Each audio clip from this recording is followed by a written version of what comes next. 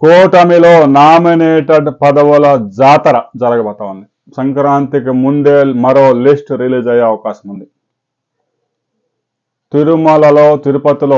తిరుపతిలో ఏదైతే వైకుంఠ ఏకాదశి టికెట్ల తొక్కేసలాట జరగకపోతే ఈ పాటికే కూటమిలో నామినేటెడ్ పదవులు రిలీజ్ అయిపోయి ఉన్నాయి.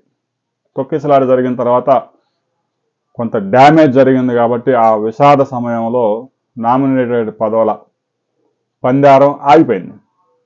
సంక్రాంతికి ముందే లిస్ట్ రిలీజ్ కాబోతా ఉంది. 27 మందికి, దాదాపుగా తెలుగుదేశం పార్టీలో 22 మంది, ఇక జనసేన కూటమిలో ఉన్నటువంటి ఆ పార్టీ నుంచి ఒక 4, బీజేపీ నుంచి ఒక వ్యక్తికి కీలక పదవులు లభించబోతా ఉన్నాయి. ఇప్పటికే లిస్ట్ అయితే ఫైనల్ అయింది.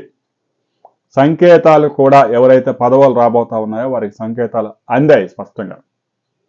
ఆప్కాబ్ చైర్మన్ కూడా ఏలూరు సమీపంలోని ఒక కీలక నేతకి దక్కబోతా ఉంది. రాబోయే కొద్ది గంటల్లో నామినేటెడ్ పదవులు లిస్ట్ రిలీజ్ కాబోతా ఉంది. ఇప్పటికే ఆయా జిల్లాల్లో ఉన్న కీలక నేతలు ఎవరైతే ఉన్నారో పదవులు రాబోతా ఉన్న వారికి మాత్రం సంకేతాలు అందాయి. అయితే వారు కూడా పెద్దగా బయటకు చెప్పడం లేదు. ఎందుకంటే పదవి వచ్చిన తర్వాత ఏ పదవి వస్తుందనే దాని మీద క్లారిటీ వస్తుంది కాబట్టి. రాబోయే కొద్ది గంటల్లో ఎవరికి ఏ పదవి దక్కబోతా ఉందనే దాని మీద క్లియర్గా మరో వీడియోలు తెలుసుకుందాం.